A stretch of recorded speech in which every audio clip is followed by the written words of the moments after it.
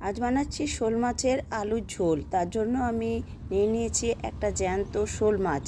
এই শোল মাছটাকে তারপর কেটে ধুয়ে পরিষ্কার করে নুন, হলুদ আর একটুখানি তেল মাখিয়ে রেখে দিলাম খানিকক্ষণ রেস্টে। আর তারপর আমি কিছুটা আলু এরকম লম্বা করে কেটে নিয়ে একটুখানি সেদ্ধ করে নিয়েছি। সেদ্ধটা কিন্তু খুব বেশি হবে না, শুধুমাত্র কুকারে একটা সিটি দিয়ে নিয়েছিলাম। তারপর যে আলুটা সেদ্ধ করে রেখেছি সেই আলুটা একটুখানি কড়াইয়ে তেলের মধ্যে নুন হলুদ দিয়ে বেশ খানিকক্ষণ নাড়াচাড়া করে তুলে নিলাম। তারপর আমরা শুরু করলাম মাছ রান্নায়।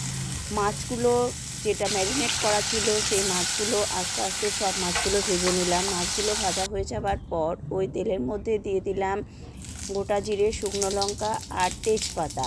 তারপর আমি একটা মশলা বানিয়েছিলাম যেটার মধ্যে আছে পেঁয়াজ, আদা, রসুন। এটা আমি পেস্ট করেছি, কিন্তু পেস্টটা খুব বেশি মিহি পেস্ট হবে না, একটু দরদরা টাইপের থাকবে।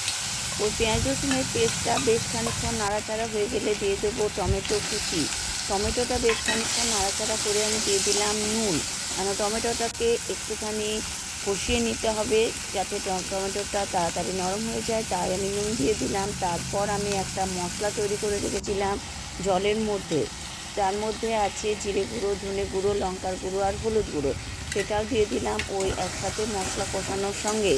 তারপর বেশ খানিকক্ষণ নাড়াচাড়া করে আমি আরেকটুখানি দিয়ে দিলাম কাশ্মীরি লঙ্কার গুঁড়ো আর দিয়ে দিলাম একটুখানি চিনি।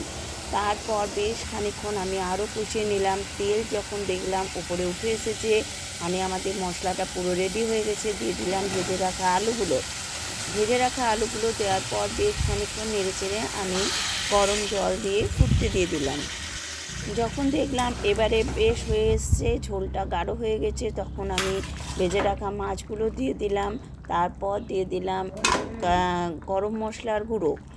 তারপর বেশ খানিকক্ষণ ফুটিয়ে নেওয়ার পর নামিয়ে দিলাম। রেডি হয়ে গেল শোল মাছের আলু ঝোল।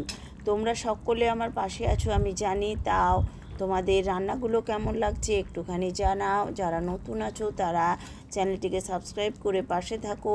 সকলকে অসংখ্য ধন্যবাদ।